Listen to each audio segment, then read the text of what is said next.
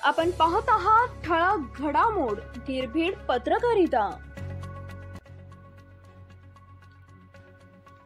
त्याला वाचवायला गेला आणि 7 जणांनी जीव गमावला। जालना जिल्ह्यातून एक मोठी बातमी समोर आली आहे। या घटनेत काळी पिवळी जीप थेट विहिरीत कोसळल्याची घटना घडली। या अपघातात 7 जणांचा दुर्दैवी मृत्यू झालाय, तर 3घांना वाचवण्यात यश आलंय। या 3घांना रुग्णालयात दाखल करण्यात आले असून त्यांच्यावर उपचार सुरू आहेत। राजूर येथील तुपेवाडी जवळ ही घटना घडली आहे। या घटनेनं जालन्यात हळहळ व्यक्त होतीये। जालन्यातल्या राजूर येथील तुपेवाडी जवळ प्रवासी वाहतूक करणारी काळी पिवळी टॅक्सी विहिरीत कोसळून 7 जणांचा दुर्दैवी मृत्यू झालाय। दुचाकीला वाचवण्याच्या प्रयत्नात टॅक्सी थेट विहिरीत कोसळली आणि त्यात 7 जणांचा मृत्यू झाला, तर 3 जणांचा जीव वाचवण्यात यश आलंय।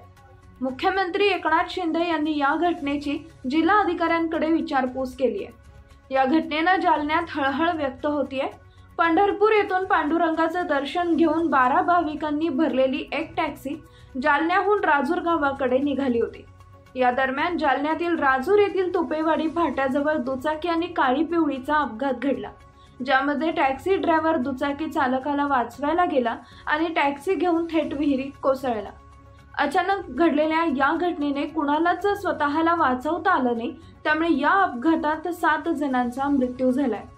प्रल्हाद महाजन राहणार चनेगाव, ताराबाई मालुसरे राहणार तपोवन, नंदा तायडे राहणार चनेगाव, प्रल्हाद बिटले राहणार चनेगाव, नारायण किसन निहाळ राहणार चनेगाव, चंद्रभागा घुगे राहणार चनेगाव अशी या अपघातात मृत झालेल्यांची नावे आहेत, तर मयतमधील एकाची ओळख अद्याप पटलेली नाही।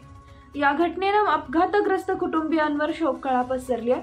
सुदैवाने या अपघातात 3 जणांचा जीव वाचलाय, तर त्या 3 जणांवर जालन्यात उपचार सुरू आहेत।